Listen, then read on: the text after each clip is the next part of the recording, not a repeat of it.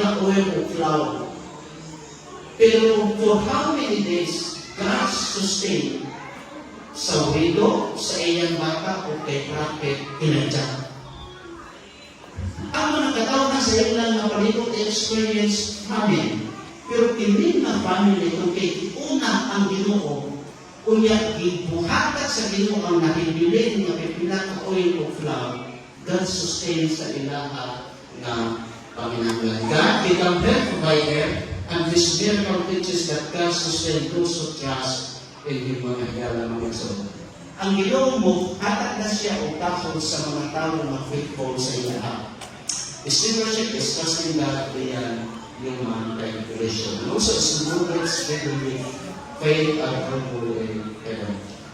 Now, nagiging din sa ratings in devices, Christ Generation Space 355. However, is more the positions entrusted to the wise steward. If employed to the glory of God, it will increase.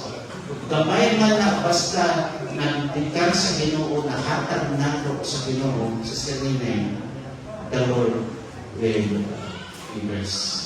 Katapusan mga ilarang mga igsoon, stewardship is about total dependence on God. The widow had no visible security except sa isahat ng prophet Elijah o sa Ginoo. Mao rin ang mga butang na iyang ibarulan. The widow's total dependence on God that blessed on himself, it blessed others. Tingano, siya, ang iyang anak, o ang future generations.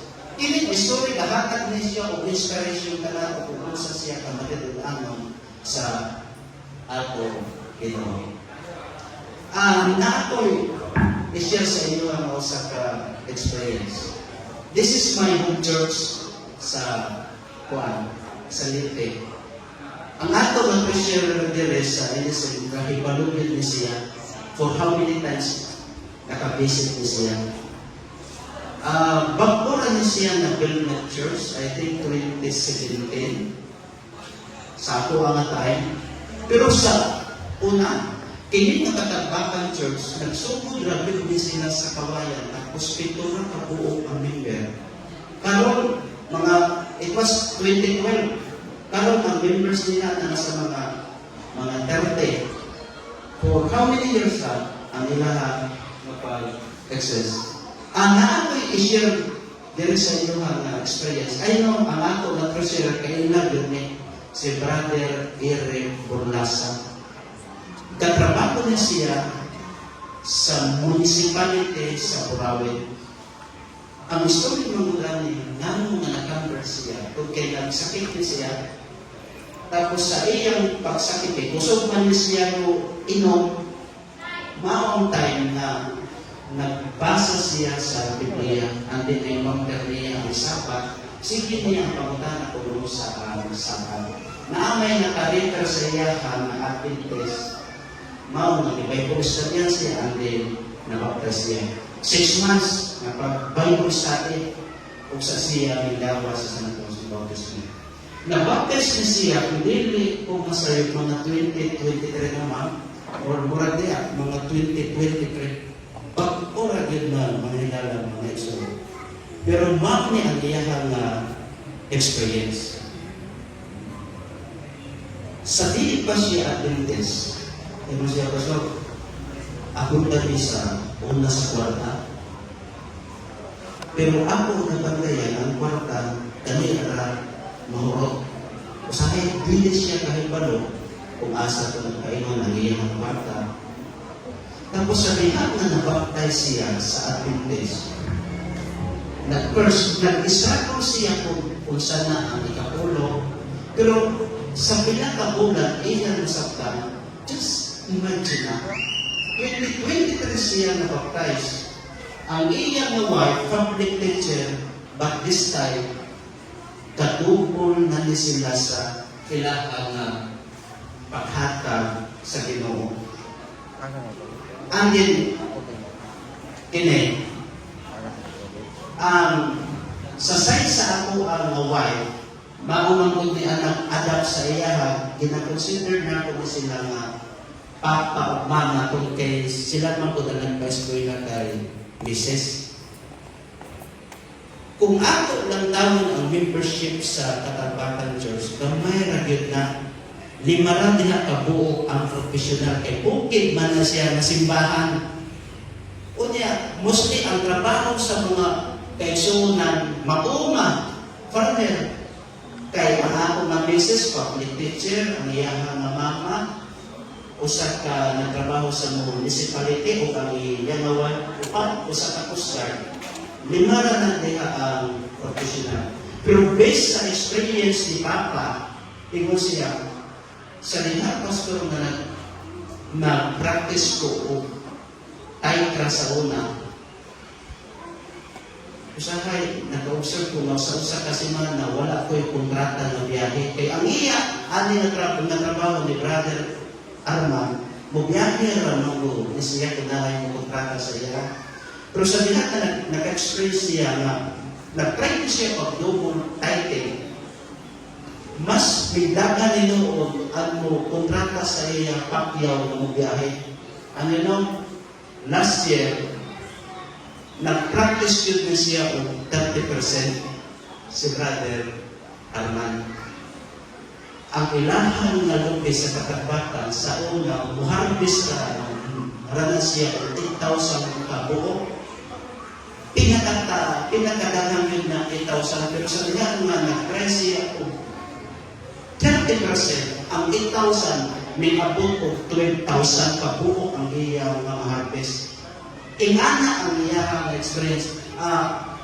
Muhangyo ragit ko kay Ma'am Delio na pasensya ko kay ako yun siya kuha kay gusto na ko masakta na ang pagkamatitunan it will affect sa uban ng tao.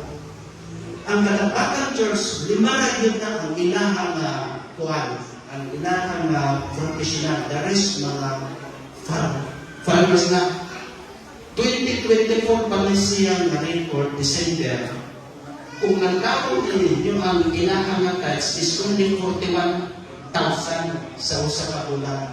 Pero try to observe sa ilahang offering, ilan? 19,200 plus. Oh.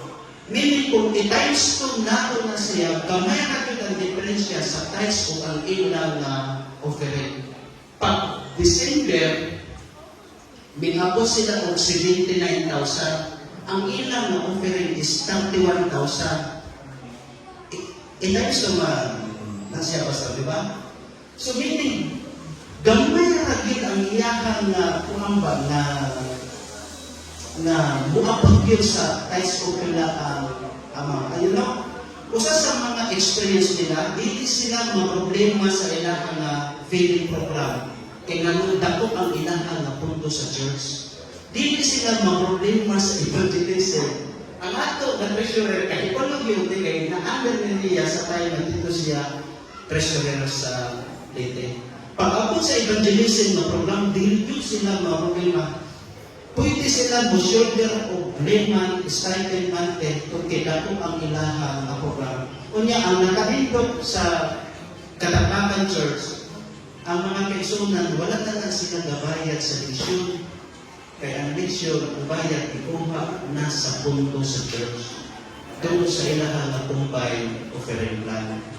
Tapos, wala na po ang church na mo-imonoy mag-special na offering ta kana ay kinahanglan na tabangan. Mukuha na lang na sila sa church pa. Kaya ako man ang ilahang offering. You know, tungod aning ilahang practice, it will affect you sa community. Kaya dapat sila o programa na mahimo. It is a challenge for us mga higala mga kaigsoon kung i-practice bita na ito damon na ang Ginoo bless sa iyang mga iglesia. Kung damon po na mga kaigsoon na mugel o nindog na relasyon na kanila. Tawid ang sa repasyon ng Moses with Elijah and then return her life and that of her son were preserved. Nano kay ingat tanan gihatag sa Ginoo. Ano ang return? Wala yun, nagpurot ang panundanan sa oil of love. Because the Lord poured out His blessing sa widow o sa rito. Imo pa sa prophets against Psalms 129, God cares for His children and every time of trouble, He will provide for them.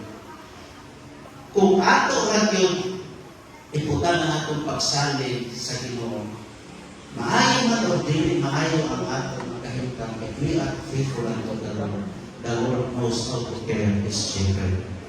Ingana mga higala kanindot ang ato na Ginoo. God's blessings may not always be riches, but He sustain His people. Faithful giving develops dependence upon God. Ang challenge sa rin natin dili mga higala pag-igsoon, will we trust Him with our resources? Magkahimo ba kita sa pagsalig sa atong Ginoo with our resources? Will we obey before saying the miracle? And then ikatulo, will we surrender what we have into His hands? Ato ba mahata, masurrender sa Ginoo kung unsa ang nia sa atong mga kamot? Mga higala, mga igsoon, the widow of Sarepta teaches us that stewardship begins with recognizing God as provider, putting God first in financial management, and then God provides for faithful stewards. Kung ang katapusan, stewardship is about total dependence on God. So her barren was small, but her faith was great. Tinunod, gamay na ang iyahang oil of flour. But because of her trust and faithfulness unto the Lord, and she obeyed kung usa ang gisugo ni Prophet Elijah, ako din makita na the Lord bless her, and God still honors faithful stewards to them. My appeal this morning, before na ako i-cross ni siya na lecture, maybe ang ato mga resources is limited. Maybe we feel exhausted sa matag-adlaw sa atong pakinabuhi dahil laging taong mga trabaho, isang usa na paningkamo, kalisod gihapon kita. Maybe ang atong mga kaugmaon, uncertain, walay kasiguruhan, pero gusto nato ni siya i-bilin sa inyong mga ibrana. Ang story sa widow of Sarepta, nag-remind din siya, when we place God first sa ato ang ginabuhi, He is able to sustain us beyond human understanding. Kung ang katapusan, let us become faithful stewards to trust God completely. Ayaw pa na i-pray na samtang kita nagpadayon sa pagpangalaga sa Ginoo, ato may pakita sa Ginoo ang pagkamadilitano tungkol kay kita na ikaw na kanina. Ang Ginoo magpapalala